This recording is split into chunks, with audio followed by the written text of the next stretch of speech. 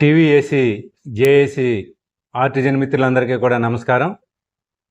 నిన్న క్యూ న్యూస్లో తీన్మార్ మల్లన్న గారు చెప్పినటువంటి విషయాన్ని, అంటే మన విద్యుత్ శాఖ మంత్రి డిప్యూటీ సీఎం గారు ఈ ఆర్టిజన్స్ది అవ్వద మల్లన్న అనే విషయాన్ని చెప్పినట్టు నిన్న క్యూ న్యూస్లో చూపించారు.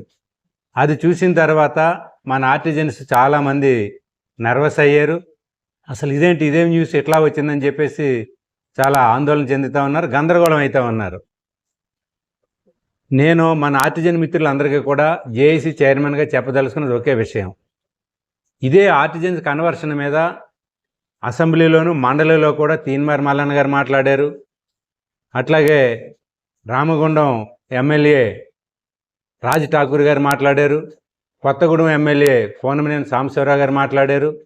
వంశీకృష్ణ గారు మాట్లాడారు, ఎమ్మెల్యే గారు. అట్లాగే జీవన్ రెడ్డి ఎమ్మెల్సీ గారు మాట్లాడారు. దాంతోపాటు పొన్నం ప్రభాకర్ గారు మంత్రి గారు, అట్లాగే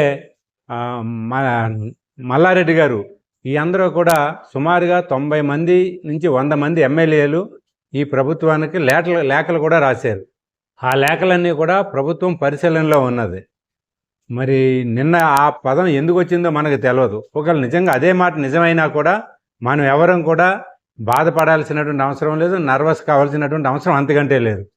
ఎప్పుడు కూడా అడిగిన వెంటనే ప్రభుత్వాలు ఏదైనా చేయడానికి సిద్ధంగా ఉండవు. మనకున్నటువంటి ఆయుధం పోరాటం.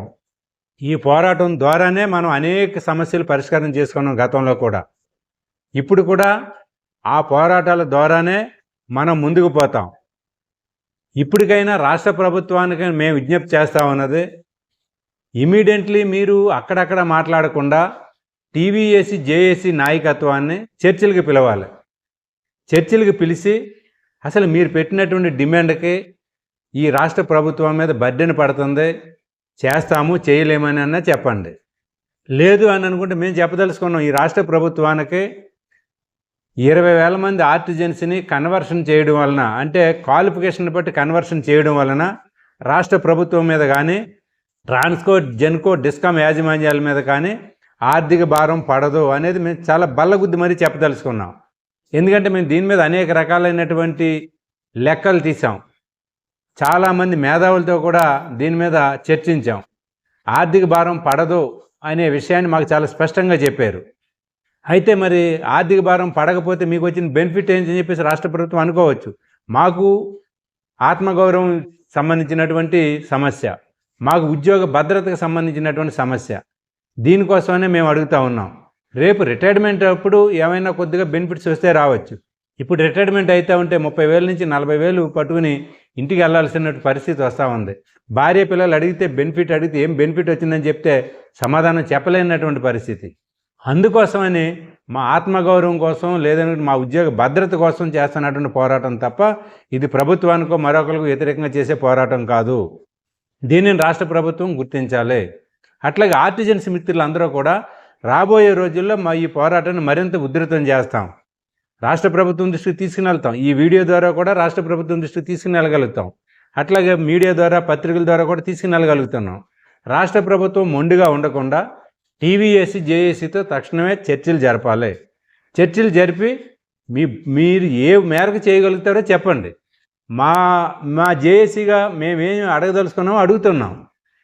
మీడియాగా చర్చలు జరగాలే తప్ప ఇంకొక వేరే దగ్గర రకరకాల పద్ధతుల్లో వచ్చే న్యూస్ని చూసి ఏ ఒక్క ఆర్టిజన్ కూడా భయపడాల్సిన పని లేదు, నారాజు అవ్వాల్సినటువంటి పని లేదు. ఖచ్చితంగా పోరాటం ద్వారానే మనం సాధిస్తాం. అనేక చరిత్ర ఉంది.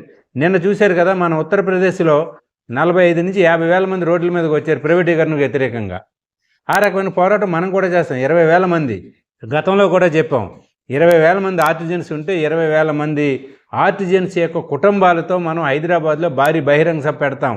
ఆ రకంగా మన శక్తిని, మన బలాన్ని కూడా రాష్ట్ర ప్రభుత్వానికి చూపిస్తామనే విషయాన్ని కూడా మీ దృష్టికి తీసుకొచ్చాం. కాబట్టి ఇది అయితేదా అవదా అనే సందేహాలు మీకు ఎవరికి వద్దు. కన్వర్షన్ సాధించే వరకు మన జేఏసీ పోరాటం చేస్తుంది.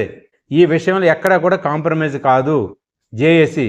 కాబట్టి మీరందరూ కూడా యూనియన్లకు అతీతంగా జేఏసీకి సపోర్ట్నివ్వండి. కన్వర్షన్ సాధించడానికి మాకు కావలసినటువంటి శక్తినివ్వండి. ఈ ప్రభుత్వానికి ఖచ్చితంగా మన కన్వర్షన్ సాధించే వరకు ప్రభుత్వానికి వ్యతిరేకంగా అనేది కాదు, అనుకూలంగానే రాబోయే సమ్మర్లో కూడా ప్రభుత్వానికి సహకరిస్తాము. కానీ మా సమస్య పరిష్కారం చేయాలనేది మాత్రం మేము చెప్పదలుచుకున్నాం. ఇన్ కేస్ ప్రభుత్వం మొండిగా ఉంటే కనుక జేఏసీ సమావేశం పెడతాము. రేపు డాక్టర్ బిఆర్ అంబేద్కర్ గారి జయంతి రోజున 14వ తారీఖున మనం రాష్ట్ర జేఏసీ సమావేశం పెట్టాము. ఆ సమావేశం రోజున అంబేద్కర్ గారికి ముందుగా నివాళులు అర్పించి ఆ తర్వాత అంబేద్కర్ గారి స్ఫూర్తితో రాజ్యాంగం ఇచ్చినటువంటి హక్కుల పద్ధతిలో భవిష్యత్ కార్యాచరణ చేయడానికి మన జేఏసీ సిద్ధంగా ఉంది. దానికి ఆర్టిజన్ మిత్రులందరూ కూడా పోరాటాలకు సిద్ధంగా ఉండాలని చెప్పి మీ దృష్టికి తీసుకొస్తా ఉన్నాను. Thank you.